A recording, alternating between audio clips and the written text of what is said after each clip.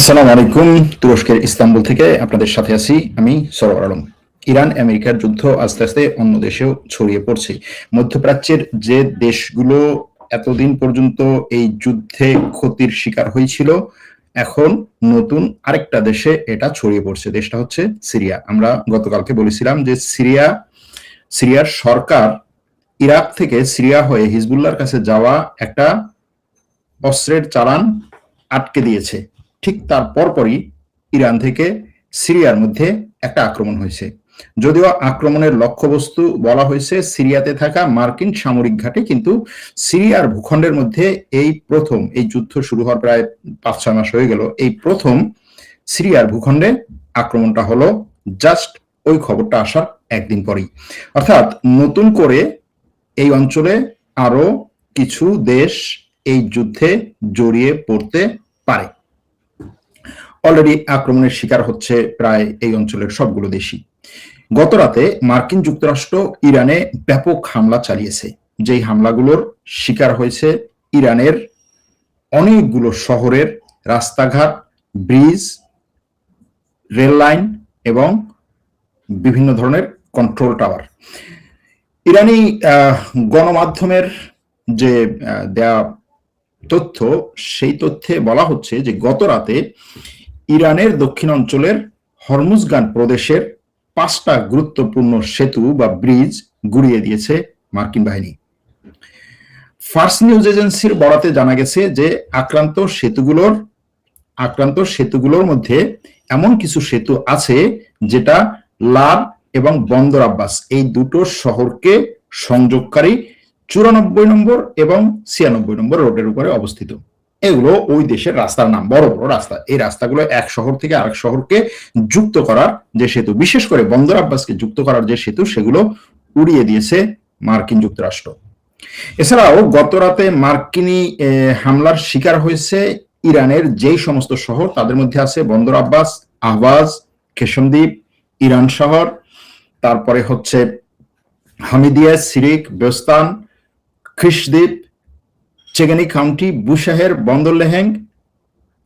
বন্দর লেঙ্গে, খামির, হরমুজগান এবং লার। এগুলো জাস্ট হচ্ছে আজকে সকাল পর্যন্ত। এরপরেও যে আক্রমণগুলো চলছে, সেই আক্রমণে আরো নতুন নতুন জায়গাগুলো আক্রমণ করছে আমেরিকা। ইরান কি করেছে? ইরান মার্কিন সামরিক ঘাঁটিতে আঘাত করেছে, বিশেষ করে বাহরাইনের আল সাখির ঘাঁটিতে আঘাত করেছে ইরান, এবং ইরান বলছে যে মার্কিন হেলিকপ্টার মোতায়েন কেন্দ্র এবং P-8 নজরদারি বিমানে টার্গেট করেছে। এখন আঘাত করে ওই বিমানগুলো পুরোপুরি আক্রান্ত হয়েছে কিনা সেটা বলেনি, কিন্তু এই বিমানগুলোতে টার্গেট করেছে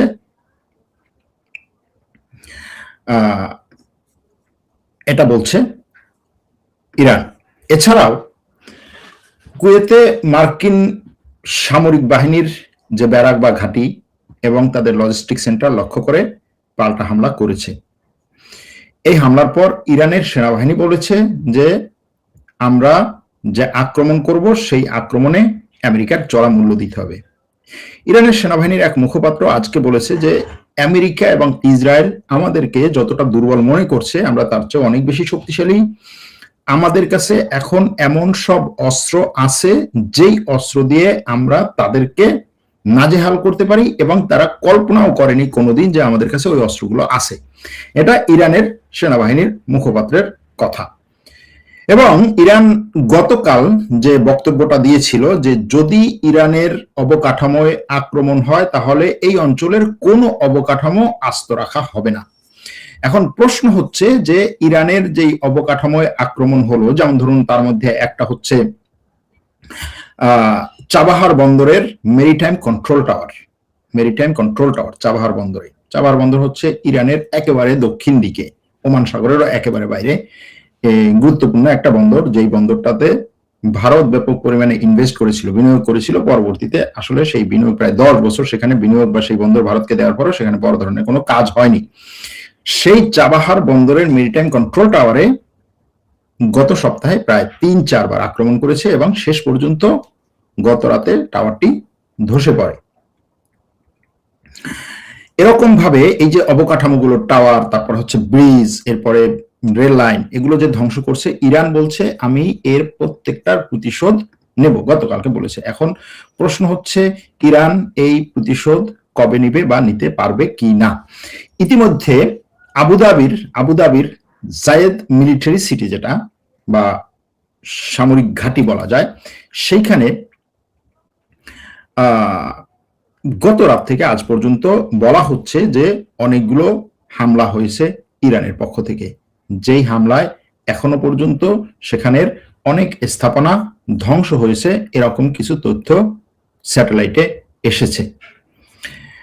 ওদিকে মার্কিন যুক্তরাষ্ট্র এবং ইসরায়েলের মধ্যে ব্যাপক পরিমাণে তাদের এই যে দ্বন্দ্ব, সেটা চলছে।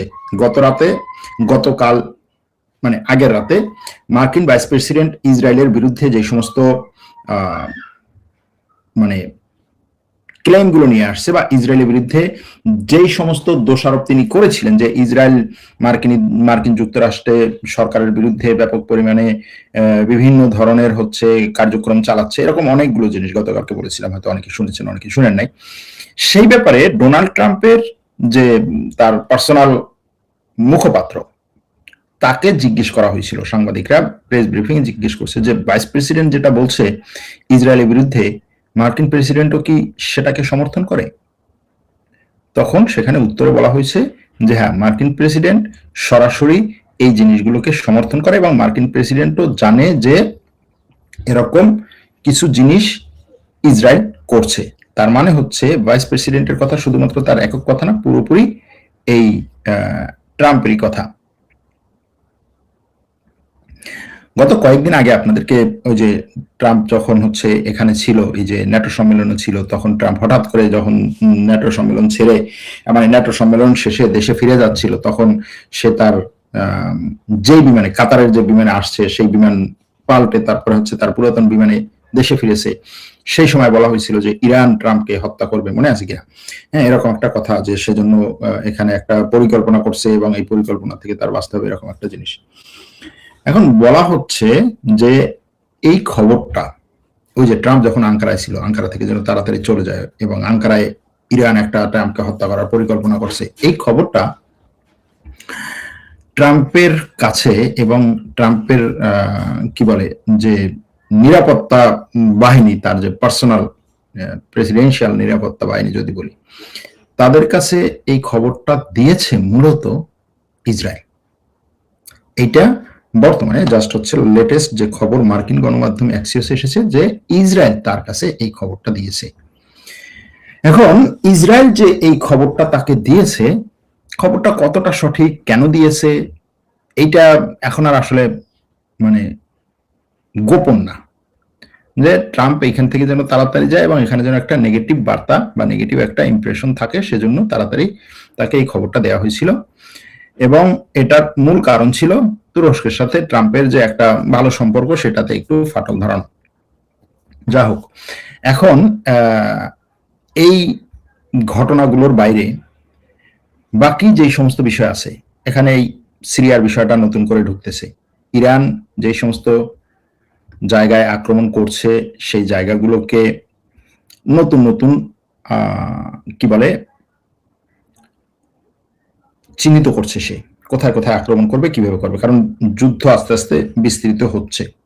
আমেরিকা ইরানের দক্ষিণাঞ্চলে ভালো করে আক্রমণ করে তার দক্ষিণাঞ্চলের শহরগুলোকে, এই ধরেন বন্দর আব্বাস বলুন, তারপরে এই যে চাবাহার বন্দর বলুন, বা ওই অঞ্চলে আরো যে সমস্ত হরমুজগান বলুন, এইসব শহরগুলোকে সে মূল ভূখণ্ড থেকে আলাদা করতে চাইছে। যে মূল ভূখণ্ডের সাথে তার যে যোগাযোগ ব্যবস্থা, যেহেতু ইরানের আকাশ বাহিনী শক্তিশালী না, অর্থাৎ তার হেলিকপ্টার বিমান বাহিনী শক্তিশালী না, সেহেতু তার এই অঞ্চলের সাথে মূল যোগাযোগটা হচ্ছে সড়ক এবং রেল যোগাযোগ। এখন এই সড়ক এবং রেল যোগাযোগে আক্রমণ করছে, সড়ক এবং রেলপথ ধ্বংস করে দিচ্ছে আমেরিকা। এর কারণ ওই শহরগুলোকে, ওই দক্ষিণ অঞ্চলের শহরগুলোকে মূল ভূখণ্ড থেকে বিচ্ছিন্ন করে হয়তো সেই শহর এবং সেই শহরের আশেপাশে যে দ্বীপগুলো আছে, সেই দ্বীপে হয়তো আমেরিকা সৈন্য পাঠাতে পারে। যদিও আমেরিকার ভাইস প্রেসিডেন্ট বলেছেন যে আমরা এখান থেকে ইরানে 1.5 লাখ সৈন্য পাঠানোর কোনো চিন্তা ভাবনা আমাদের নাই।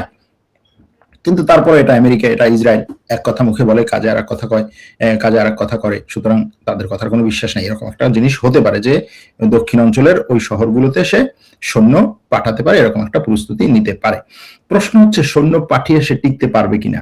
তারা মনে করছে যে হ্যাঁ, ইরান সেন্টার থেকে সৈন্য পাঠাবে, সেন্টার থেকে অস্ত্র পাঠাবে, এবং সেগুলো যদি বন্ধ করা যায় তাহলে হচ্ছে এই দক্ষিণ অঞ্চলের এই এলাকাগুলোতে আমরা সৈন্য পাঠিয়ে সেখান থেকে আস্তে আস্তে কাজ করতে পারবো। কিন্তু ইরান যে মোজাইক সিস্টেম, তার ডিফেন্সের যে মোজাইক সিস্টেম, সেটা কি শুধুমাত্র মানে আত্মরক্ষার ক্ষেত্রে নাকি আক্রমণের ক্ষেত্রেও তার সেই মোজাইক সিস্টেম, অর্থাৎ ডিসেন্ট্রালাইজেশন যদি বলা হয়, ইরানের সামরিক বাহিনীর ডিসেন্ট্রালাইজেশন, যে প্রত্যেকটা অঞ্চল নিজস্বভাবে সিদ্ধান্ত নিয়ে শত্রুর উপর আক্রমণ করবে। এখন অস্ত্র তৈরির ক্ষেত্রে তার সেরকম কোন পরিকল্পনা, সেরকম কোন সিস্টেম অলরেডি তৈরি করা আছে কিনা, যে প্রত্যেকটা অঞ্চল তার নিজস্ব ভাবে সে অস্ত্র তৈরি করবে প্রয়োজন মাফিক, এবং সেই অস্ত্রগুলো দিয়ে সে শত্রুর বিরুদ্ধে লড়াই করবে। যদি এটা হয় তাহলে হচ্ছে আমেরিকার এই পরিকল্পনা কাজে লাগবে না, আর যদি এটা না হয় তাহলে হয়তো কাজে লাগতে পারে। আর ইরান যে পাল্টা আক্রমণগুলো করছে আমেরিকার বিভিন্ন স্থাপনার উপরে, সেই পাল্টা আক্রমণগুলো কতটা কাজে আসবে? এখন ওই পাল্টা আক্রমণগুলো কাজে আসার সাথে সাথে হরমুজ প্রণালী বন্ধ, এবং ইরান আরেকটা জিনিস বলছে যে সে হুথিদের দিয়ে বাব আল মানদেবকে বন্ধ করে দেবে। এই বাব আল মানদেবকে বন্ধ করা, হরমুজ প্রণালী বন্ধ করা, যেরকম একটা সারা বিশ্বের কাছে একটা কি বলে এটাকে, পরমাণু অস্ত্র বিস্ফোরণের মতো একটা আঘাত দিয়েছিল বিশ্বের অর্থনীতিতে, বাব আল মানদেব বন্ধ করলে আরো বড় আঘাত আসবে বিশ্বের অর্থনীতিতে। কারণ হরমুজ প্রণালী বন্ধ থাকলেও হরমুজ প্রণালীর মধ্যে দিয়ে, অর্থাৎ গালফ উপসাগর থেকে যেই জিনিসগুলো বের হবে, অর্থাৎ যেই জাহাজগুলো বের হবে, যেই জাহাজগুলো যাবে, সেটা আটকানো হরমুজ প্রণালীর মাধ্যমে। এর ছাড়া তো আর কিছু নেই। হরমুজ প্রণালী দিয়ে তো আর অন্য কোনো বড় মহাসাগরে হচ্ছে যাওয়ার কোনো উপায় নাই, শুধুমাত্র ওই গালফ উপসাগর থেকে, অর্থাৎ ইরান, কুয়েত, ইরাক, বাহরাইন, কাতার, সৌদি আরবের এক অংশ, আর হচ্ছে সংযুক্ত আরব আমিরাতের এক অংশ, এই জায়গাগুলো থেকে যেই সমস্ত তেল, গ্যাস বা যেসব জাহাজ বেরোবে, সেই জাহাজগুলোকে আটকানোর জন্য হরমুজ প্রণালী। আর বাব আল মানদেব যদি বন্ধ হয় তাহলে পুরো এই ভারত, চীন, আমাদের ওই এলাকা, দক্ষিণ এশিয়া, প্রশান্ত মহাসাগরীয় অঞ্চল, ওই অঞ্চল থেকে ইউরোপে যাওয়ার যে সহজ রুট, অর্থাৎ সুয়েজ খাল হয়ে বাব আল মানদেব থেকে ঢুকে ভারত মহাসাগর হয়ে বাব আল মানদেব দিয়ে ঢুকে লোহিত সাগর হয়ে সুয়েজ খাল হয়ে তারপরে হচ্ছে ভূমধ্য সাগরে পড়ে, এরপরে ভূমধ্য সাগর পার হলেই ভূমধ্য সাগরেই হচ্ছে কয়েকটা দেশের উপকূল আছে, যেমন ধরেন সাইপ্রাস, গ্রিস, ইটালি, তারপরে হচ্ছে ফ্রান্স, স্পেন, এগুলোতে। আর এর বাইরে ইউরোপের অন্যান্য দেশে যেতে ভূমধ্য সাগর হয়ে জিব্রাল্টার প্রণালীর মধ্য দিয়ে আটলান্টিক মহাসাগরের পরে সহজে ইউরোপে যাওয়ার যে রাস্তা, এই পুরো রাস্তাটা বন্ধ হয়ে যাবে বাব আল মানদেব বন্ধ করলে। এতটুকু একটা জায়গা, ওটা বন্ধ করলে পুরো রুট বন্ধ হয়ে যাবে। তখন এই জাহাজগুলোর কোথা দিয়ে যেতে হবে? পুরো আফ্রিকা মহাদেশ ঘুরে ওই আফ্রিকার একেবারে নিচ দিয়ে সেনেগাল, গাম্বিয়া টাম্বিয়া ওই অঞ্চল হয়ে তারপরে যেতে হবে, যাতে প্রায় 29 দিন বা আরো বেশি সময় অতিরিক্ত লাগবে একটা জাহাজ যেতে, যেটা এই জাহাজগুলোর জন্য বা এই জাহাজগুলোতে পণ্য নিয়ে যাওয়াটা ওই পণ্যের দাম হু হু করে বাড়িয়ে দিবে। এখন এই বাব আল মানদেব বন্ধ করার যে পরিকল্পনা ইরান নিয়েছে, এটা সে কখন করে, কিভাবে করে? নাকি এটা যে দেখো বন্ধ করবো, তাড়াতাড়ি তুমি হচ্ছে আক্রমণ থামাও, এটা করবে কিনা? ওদিকে আমেরিকা গত রাতে এই 6ষ্ঠতম রাত, গত 5 রাত আক্রমণ করে, গত রাতেও 6 নম্বর রাতেও আক্রমণ করেছে, এবং শুধুমাত্র ওই রাতেই 6 জন কমপক্ষে নিহত হয়েছে ইরানে। আর তারা বলছে যে তারা স্ট্র্যাটেজিক বিভিন্ন জায়গায় আক্রমণ করেছে, কিন্তু বন্দর খামির এলাকায় ইরানের যে ব্রিজটিতে আক্রমণ করেছে সেটা ছিল অনেক গুরুত্বপূর্ণ একটা ব্রিজ। শুধুমাত্র সেই ব্রিজগুলোই না, সেই ব্রিজের বাইরেও আরো কয়েকটা ব্রিজ, যেই ব্রিজগুলো ওর চেয়ে একটু কম গুরুত্বপূর্ণ হলেও খুবই গুরুত্বপূর্ণ, সেই ব্রিজগুলোকেও ধ্বংস করেছে আমেরিকা। এখন ইরান বলছে যে এখনো পর্যন্ত হরমুজ প্রণালী খোলা আছে, হরমুজ প্রণালী দিয়ে তার কন্ট্রোলের মাধ্যমে কিছু জাহাজ যাচ্ছে, কিন্তু যদি এই আক্রমণ কন্টিনিউ হয় তাহলে এই হরমুজ প্রণালী এমন ভাবে বন্ধ করা হবে যেই যেটা আর কেউ খুলতে পারবে না, এরকম একটা ব্যাপার। এবং ইরানের আরো একটা ব্যাপার আছে হরমুজ প্রণালী নিয়ে, সেটা হচ্ছে যে এই হরমুজ প্রণালী আমি যে কন্ট্রোলে নিলাম, আর কাউকে কোনোদিন এটার কন্ট্রোল দেব না। স্পষ্ট যে যুদ্ধবিরতি হোক আর যাই হোক, তুমি আমার সাথে যত যাই করো, এই হরমুজ প্রণালীর কন্ট্রোল নিয়ে আর কোনো আলোচনায় তুমি আমার সাথে আসবে না। যুদ্ধের আগের অবস্থায় হরমুজ প্রণালীর কন্ট্রোল আর কখনো যাবে না। এটা হচ্ছে ইরানের কথা, যে এটা আমি স্পষ্টভাবে দুনিয়ার কাছে ঘোষণা দিয়ে দিলাম, যতই আলোচনা হোক আর যা হোক, হরমুজ প্রণালী আমি আর ছাড়ছি না। আর এজন্য বন্দর আব্বাসকে, চাবাহার বন্দরকে এবং ওইখানে থাকা আরো কয়েকটা বন্দর, এগুলোকে পুরোপুরি ধ্বংস করে দেওয়ার চেষ্টা করছে আমেরিকা। এখন দেখেন, কুয়েতে ইরান আক্রমণ করতেছে, বাহরাইনে ইরান আক্রমণ করতেছে, কাতারে আক্রমণ করতেছে, এরপরে হচ্ছে এই কি বলে এটাকে, দুবাইতে আক্রমণ করতেছে, তারপরে আবুধাবিতে আক্রমণ করতেছে, এখন ইরাক সিরিয়া আক্রমণ হচ্ছে। এখন এই যে আক্রমণগুলো হচ্ছে, এই আক্রমণগুলোতে এখনো পর্যন্ত এই দেশগুলো সরাসরি বলে নাই যে আমরা আমেরিকার সাথে যুদ্ধে যোগ দিচ্ছি। কিন্তু এটা যদি কন্টিনিউ হয় এভাবে এবং আরো কিছুদিন চলে, তাহলে এরকম একটা কিছু হওয়ার সম্ভাবনা আছে যে এই দেশগুলো সরাসরি বলবে যে আমি আমেরিকার সাথে যোগ দিচ্ছি। এবং আমেরিকাও মূলত এরকম একটা পরিকল্পনা নিয়েই এখন এই যে ইসরায়েলের সাথে তার দ্বন্দ্ব, ইসরায়েলকে এই যুদ্ধে সে টানছে না, ইসরায়েলকে বলছে তুমি সিরিয়ার মধ্যে আক্রমণ করিও না, তুমি লেবাননে আক্রমণ করিও না, কারণ সিরিয়া আর লেবানন এই দুটো হচ্ছে সৌদি আরব বা আরব দেশগুলোর সাথে এখন একটা মোটামুটি ভালো সম্পর্ক আছে, এবং আরব দেশগুলো মনে করে যে আমরা যদি আমেরিকার সাথে যুদ্ধে যোগ দিই, দেখেন এটা হাইপোথিসিস বলতে পারেন, সেটা হচ্ছে যে আমেরিকা আরব দেশগুলোর সাথে বসছে যে এই দেখো ইরান তোমাদের উপরে যেভাবে আক্রমণ করছে, এখন তুমি যদি আমার সাথে সরাসরি যোগ না দাও, আমি তোমাকে রক্ষা করবো নাকি হচ্ছে আমার ঘাটিগুলো রক্ষা করবো, নাকি আমি সেনাবাহিনী রক্ষা করবো, নাকি ইরানকে মারবো? আর কেউ যেহেতু আসে নাই, ইউরোপের কোনো দেশ আসে নাই, ন্যাটোর কোনো দেশ আসে নাই, এখন এক আছে ইসরায়েল আর আছে তোমরা। এখন তোমরা যদি আমার সাথে না আসো তাহলে কাজ হবে না। আর ইসরায়েল তার নিজের লক্ষ্যে নিজের স্বার্থে ইরানের উপর আক্রমণ করবে, তোমরা আমাকে হেল্প করো, আমার সাথে আসে একত্রে দাঁড়াও, ইরানের বিরুদ্ধে দাঁড়ায়। তারা আমার যেটা মনে হয়, তারা যেটা বলেছে যে দেখো ইসরায়েল যতদিন তোমার সাথে সরাসরি এই যুদ্ধে আছে, ইসরায়েল যতদিন হচ্ছে এই ফিলিস্তিন নিয়ে, এই লেবানন নিয়ে, এই সিরিয়া নিয়ে যতদিন হচ্ছে অতিরিক্ত এই উত্তেজনা বাড়াবে, ততদিন আমি এই যুদ্ধে তোমার সাথে যোগ দিতে পারি না, কারণ তাহলে আমি পুরোপুরি আরবদের বিরুদ্ধে যাচ্ছি, ইসরায়েলের পক্ষ হয়ে ইসরায়েল যে সমস্ত কাজ করে সব কাজে একত্র হচ্ছি, এরকম একটা ভাইব আসে, এরকম একটা অর্থ আসে। সুতরাং তুমি ইসরায়েলকে থামাও, অথবা এই যুদ্ধ থেকে ইসরায়েলকে পুরোপুরি সরিয়ে নাও। এখন যেটা দেখা যাচ্ছে যে এই যুদ্ধে ইসরায়েল নাই, ইরান আমেরিকা চুক্তি করেছে, ইসরায়েল বলছে এই চুক্তির মধ্যে আমি নাই। আমেরিকা ইরানে আক্রমণ করতেছে, ইসরায়েল বলছে আমি এই আক্রমণে নাই। আমেরিকা ইসরায়েলকে বলছে তুমি লেবানন থেকে চলে যাও, তুমি সিরিয়া থেকে চলে যাও, তুমি গাজা ভূখণ্ডে আক্রমণ করো না।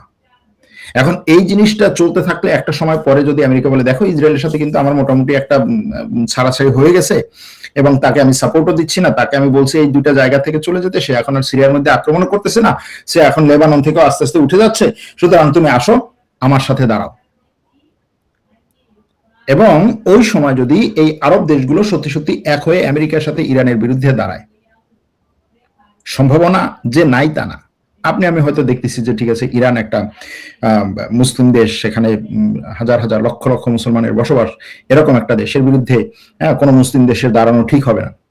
কিন্তু রাজনৈতিক ইকুয়েশন যদি আপনি দেখেন, রাজনৈতিক হিসাব নিকাশ যদি দেখেন, তাহলে এই সমস্ত দেশ একটা সময় পরে দাঁড়াতে পারে যে ঠিক আছে এটা দাঁড়ানো হচ্ছে আমাদের উপরে কর্তব্য। কেন? কারণ হচ্ছে হরমুজ প্রণালী ইরান যেভাবে বন্ধ করে দিচ্ছে, এইভাবে যদি বন্ধ করে দেয়, তাহলে হরমুজ প্রণালীর ভিতরে যে দেশগুলো আছে, কাতার, বাহরাইন, কুয়েত, এদের অবস্থা খারাপ, তাহলে ইরানের উপরে চাপ সৃষ্টি করার জন্য দাঁড়াতে পারে।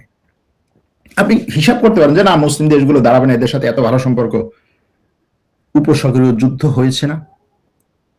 হয়েছে তো, ইরান, ইরাক, কুয়েত, এগুলোর মধ্যে যুদ্ধ হয়েছে না? হয়েছে। আবার ধরেন কাতারের বিরুদ্ধে সৌদি আরব এবং অন্য দেশগুলো একেবারে এমন নিষেধাজ্ঞা দিয়ে রেখেছিল যে কাতার মানুষ না খেয়ে মারা যাবে, এরকম একটা অবস্থা করেছে না? এই তো কয়েকদিন আগে। আমাদের অনেক সময় হয় কি, আমাদের হচ্ছে এই পিছনের জিনিসগুলো আমরা মনে করতে চাই না। ইয়েমেনে হাজার হাজার লক্ষ লক্ষ মানুষ মেরেছে না? কারা? কার সাথে একত্র হয়ে? সুতরাং এই ধরনের জিনিসগুলো যে হতে পারে না সেটা এখন বলা কঠিন। আমিও চাই যে না এই ধরনের জিনিস না হোক, কিন্তু এই উত্তেজনা, এই যুদ্ধ পরিস্থিতি যদি আরো বাড়তেই থাকে, তাহলে এরকম একটা দিকে, এরকম একটা জিনিসের দিকে যেতে পারে, সেটার জন্য হয়তো ফিল্ড তৈরি করা হয়ে থাকতে পারে। এই কথা বলার মাধ্যমে আজকের লাইভ এখানে শেষ করছি, কারণ দর্শকদের বহু কথা যে ভাই আপনি লাইভ ছোট করেন, লাইভ ছোট করেন, লাইভ ছোট করেন। গত পরশুদিন মনে হয় 12 মিনিটের একটা ভিডিও দিয়েছিলাম, এখন লাইভ করলে মানুষ বলে ভাই আপনি 30 মিনিটের লাইভ করতেছেন, দরকার নাই আমাদের এত টাইম নেই, আপনি হচ্ছে 15 মিনিটে করেন, 15 থেকে 20 মিনিটে করেন। পরে 12 মিনিটের একটা ভিডিও দিলাম, তখন বলছে ভাই 12 মিনিটে এত সময়, ভাই আপনি 6 থেকে 8 মিনিটের মধ্যে ভিডিও করেন। এবং 6 থেকে 8 মিনিটের মধ্যে যদি করি তখন বলবে ভাই 2 মিনিটের মধ্যে সবকিছু জানান। যদি 2 মিনিটে বলতে তখন বলবে ভাই 30 সেকেন্ডের মধ্যে, 30 সেকেন্ডের বেশি টাইম আছে নাকি আমাদের। যাই হোক, এখানেই রাখছি। ভালো থাকবেন, সুস্থ থাকবেন। আল্লাহ হাফেজ।